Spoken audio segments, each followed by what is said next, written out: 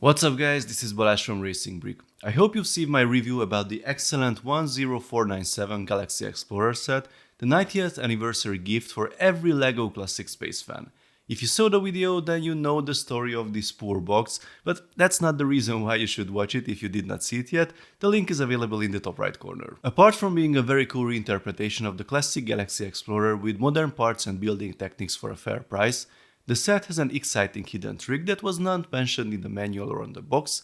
There are two alternate models. The set is available from today, and if we click on this link, then you can see that the instructions for both alternate models are online. I have the links in my blog post, you can access it in the top right corner again or in the description of this video. So we have two alternate models, which means we are able to build all three spaceships that kickstarted this great theme more than 40 years ago. The numbers are a bit confusing as the European and the US versions were different, but let's use the non-US numbering. So we have here the 928 Galaxy Explorer, the 924 Space Transporter or Space Cruiser, and the 918 Space Transport or One Man Spaceship. As you see, these three are very similar. You can practically build the same spaceship but with different complexity, piece count, and of course most importantly, a different price. Kids and parents had the possibility to choose the build matching their budget. I'm sure today LEGO would be called lazy if they released such similar sets with different piece counts and price tags, but I actually like the approach. So, we built the biggest one previously, now it's time to see the other two. The first alternate model is the mid-size version, representing the set 924. The base is pretty familiar so far, colorful internal structure. We also have all three deployable landing pads, and as I see, the construction of the edges will follow the same technique as on the main build. These sections are hinged, but they are secured in place with these clever little assemblies. I really like this. The rear section gets covered, then we use again the hinged wall building technique that we've seen previously. The long front edge uses the familiar mounting technique. It's interesting to see how those totally irregular connections are made by adjusting the angle and the length of these pieces. Now the wing is covered, and a whole bunch of gauges and instruments are added to the cockpit. After finishing the other side, we start to cover the front as well, the iconic logo, elements of the dashboard, the steering wheel, and even more gauges gets in place. The support for the canopy is an interesting assembly. It is held in place with clips. We have the two authentic black and yellow stripes on the wings, just like on the original.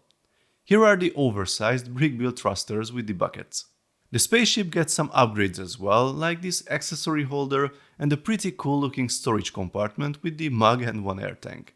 The amazing brick-built white arrow is here again, with the Nexo shield insert. I love it. This step was a bit confusing for the first sight, but with the pieces in hand it made more sense.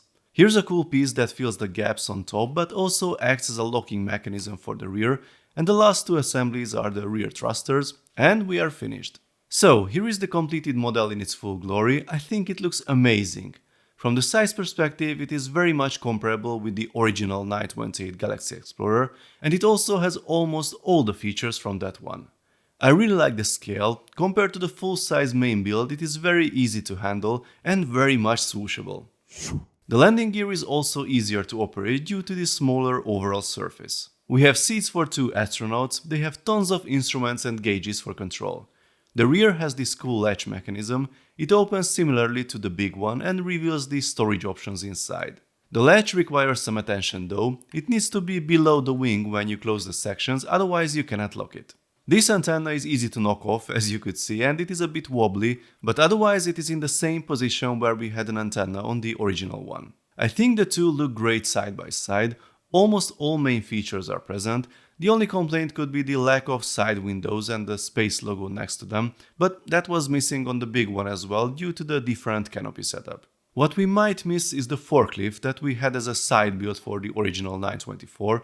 We have the wheels from the rover, so although there's no specific piece for the fork, I'm sure modders will find a way to build it using the leftover pieces. I really think this size is the sweet spot among the three builds, but let's try the other one before the final verdict. Unfortunately, we cannot build both alternate models at the same time. There are many key elements used in both of them. So, a few minutes later, here we are at square one. Let's start the third build.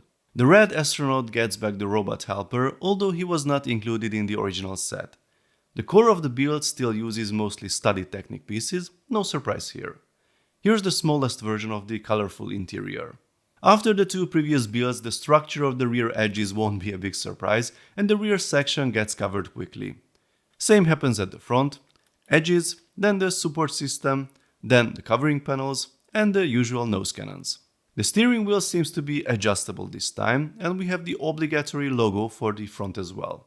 This build is too small for that angled wall trick you've seen on the other two, so we have regular slopes and also storage compartments back here. Here comes the canopy. The support is again built sideways, it has some integrated lights and it is attached with the clips we've already seen.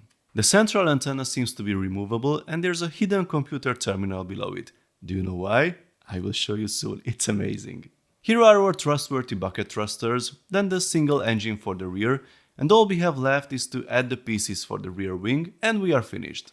So, here is the third build. It is more simple than the second one, but I wouldn't call it significantly smaller. There's no landing gear this time, and it's easy to hold with one hand, swooshability is excellent. It does not have that many features apart from the opening cockpit where our red astronaut can lay back casually while driving the vehicle. We have the adjustable thrusters on the sides and the storage compartments, but there's no more functional pieces at the rear. There's one very cool party trick though that is not described in the manual, but I'm 100% sure it was intentional. If we remove the antenna assembly, then the little robot fits perfectly in that spot. He can use the computer terminal. This is clearly an astromech droid position, a very cool Star Wars Easter egg. If you compare it to the old version, I kind of miss the landing gear. Could have been nice to have something fixed, but I'm sure the community will take care of this. So, here are the two alternate models next to each other. I had to Photoshop this as you cannot build them with a single set unfortunately. I'm sure you want to know now, is it worth to buy multiple copies of the set and build all three variations to display them side by side? They would definitely look cool together, but I think this time the alternate models are really focusing on the joy of building the set, playing with it for a while or having it on display, then taking it apart and starting over again with another version. Building all three variations in a row won't give you much variety in terms of building techniques, but if you space it out then the alternate models might definitely encourage people to rebuild the set once in a while, and the existence of the alternate building instructions definitely add to the value of the set, which was already great I think. Let me know your thoughts in the comments folks. If you like this video then please give it a thumbs up. I also suggest to subscribe with notifications as more exciting LEGO videos are coming soon. See you next time, bye bye.